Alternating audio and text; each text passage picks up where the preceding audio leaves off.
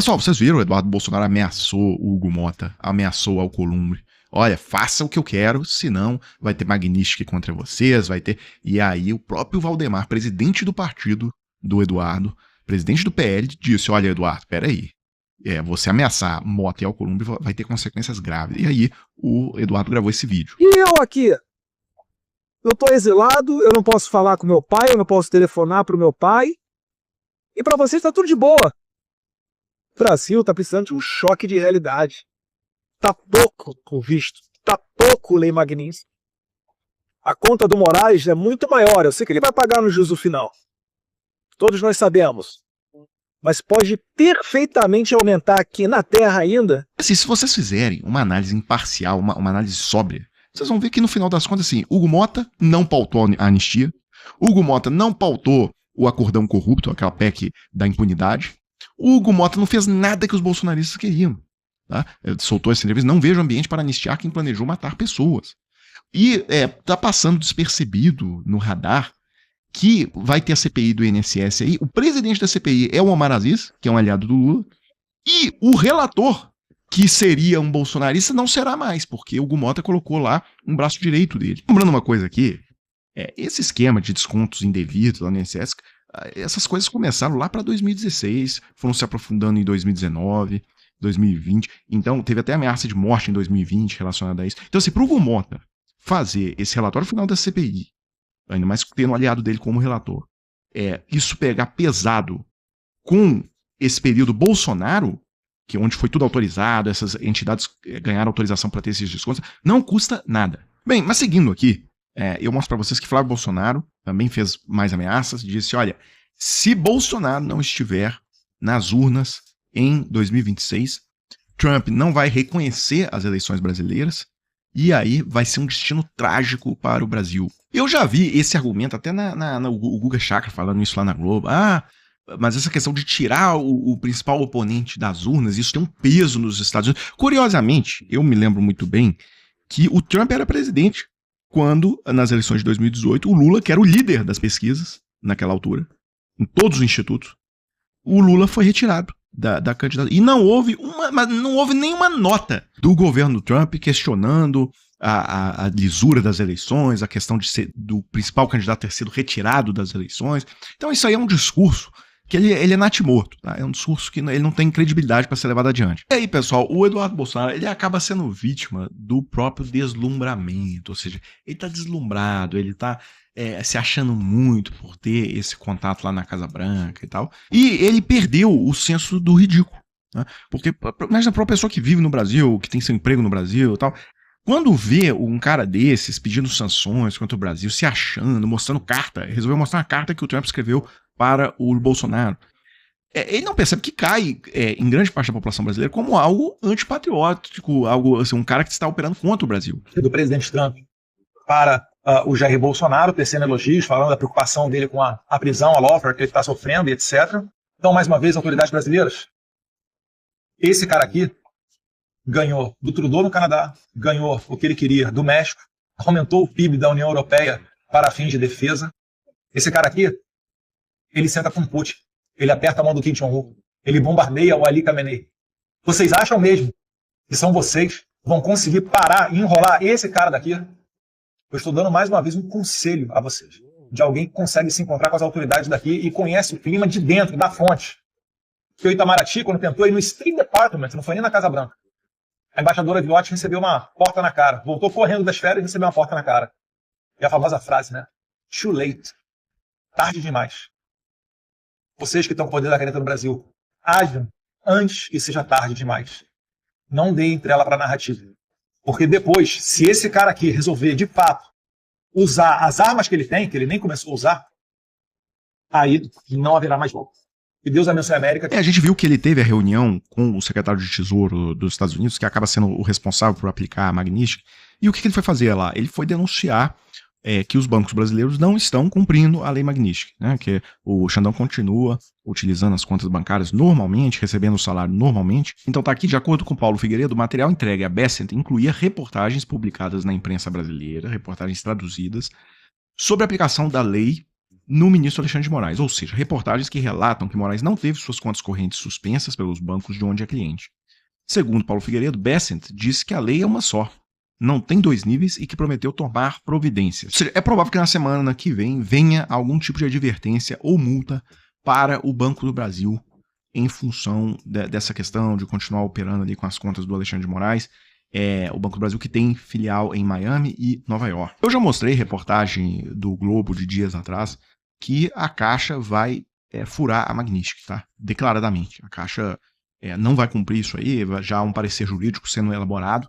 A Caixa é um banco que não tem agências no exterior, ou seja, os Estados Unidos pode gritar à vontade aí que eles não conseguem atingir a Caixa. Então, na realidade, o próprio SWIFT já falou que não vai suspender banco brasileiro nenhum. Então, eu já sugeri isso aqui algumas vezes. Tudo essas operações relacionadas a STF, folha de pagamento, até conta de ministro, isso deveria ser centralizado ali na Caixa Econômica Federal. E acho que, por questão de prudência, esses bancos privados brasileiros que têm muita exposição aos Estados Unidos, tá? Tem agências lá, tem esses bancos aí, os ministros do STF deveriam evitar esses bancos, tá? Porque isso aí, enfim, isso pode dar problema. Mesmo que eles soltem uma decisão judicial obrigando esses bancos a manter as contas abertas, isso vai gerar multas pesadas para eles lá nos Estados Unidos, vai gerar uma turbulência desnecessária, tá? Poderia ter algum tipo de rebuliço aí na taxa de câmbio, o real se desvalorizar, enfim. E outro assunto que eu queria comentar hoje é essa questão do Malafaia jogar a cartada de liderança evangélica para se colocar acima da lei e como alguém intocável, tá? Então ele falou, vai me prender? Vou virar mártir evangélico, desabafa Malafaia. Ele, inclusive, já recebeu uma carta de apoio da bancada evangélica lá na Câmara, que essa bancada evangélica, na verdade, ela não é evangélica, ela é bolsonarista. Aliás, aqui eu sugiro uma reflexão para todos nós. Eu nunca vejo vídeo do Malafaia falando de amor ao próximo, dos ensinamentos de Cristo, nada. Eu só vejo o vídeo dele raivoso, espumando e falando de política, da mais rasteira possível, inclusive pregando golpe militar. Esses generais de 4 estrelas do alto comando do exército, cambada de frouxo, cambada de covardes, cambada de omissos. E olha só, vou até aprofundar a análise aqui, porque, vamos lá, o Malafaia é um defensor feroz desses bolsonaristas, que pediram golpe, que lutaram pelo golpe, que pediram a AI-5. E quando você vê o que significa o AI-5 na história?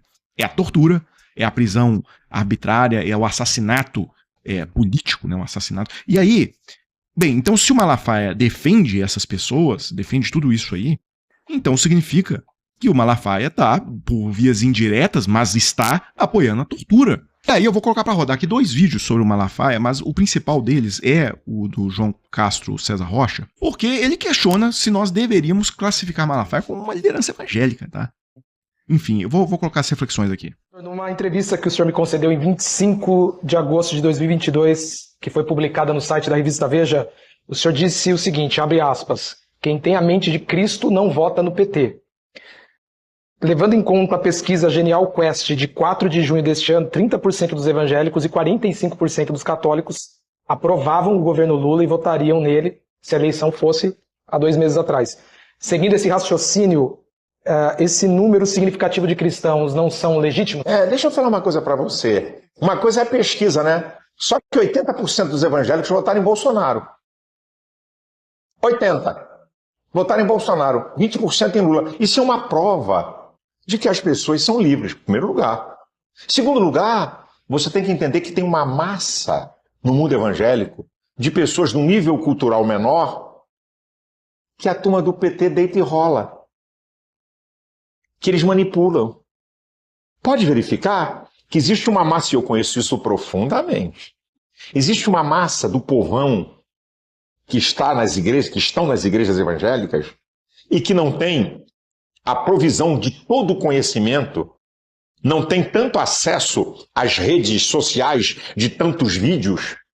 Essas pessoas fazem parte disso. Unanimidade não existe. Eu proponho, Chico, Rodrigo e Gabi, que nós comecemos a derrotar a extrema-direita também pela linguagem. A extrema-direita no mundo inteiro é mestra em retórica política. Você quer ver um exemplo simples? Todos os escândalos neste país associados justa ou injustamente à esquerda estão todos no aumentativo, não é isso? Exato. Mensalão, Petrolão, Radiolão. O Radiolão nem escândalo era uma fake news. Agora, todo escândalo associado à direita ou à extrema-direita está no diminutivo, ou é dito de uma forma que perde importância. Por exemplo, a rachadinha. Então nós precisamos ter muito cuidado com a linguagem, porque a linguagem é o que abre as portas da nossa percepção. Então eu quero propor algo aqui. Eu quero propor que a partir de hoje, na mídia progressista, que nós não mais nos refiramos a Silas Malafaia como líder religioso ou como líder evangélico. O Silas Malafaia é um líder oportunista que se aproveita do repertório bíblico que ele domina como poucos no Brasil, é preciso reconhecê-lo. Ele se aproveita do repertório bíblico que ele domina como poucos para manipular fiéis e obter ganho político. Silas Malafaia não é líder evangélico. André Valadão não é líder evangélico. Damares Alves e Michele Bolsonaro não são líderes evangélicas. Nicolas Ferreira não é líder evangélico. Todos eles manipulam, adulteram o repertório bíblico para melhor controlar uma multidão de fiéis.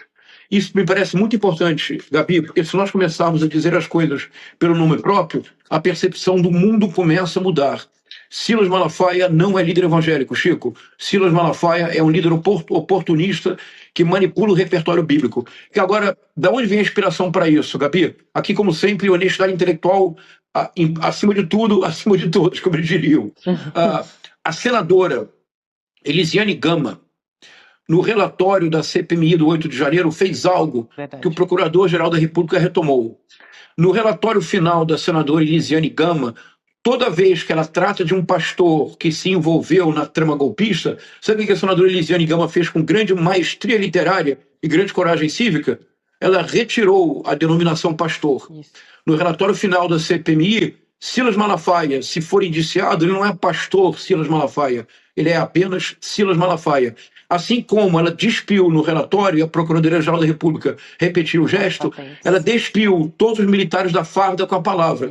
General golpista não é general, é nome próprio e é apenas golpista. Essa é a minha proposta para reflexão da nossa audiência, Gabi. Pessoal, chegamos naquele momento do vídeo em que eu falo com vocês daquela oportunidade para se trabalhar de casa, 100% home office, você que está precisando de um dinheiro extra, ou você que está precisando até mesmo da fonte primária de renda.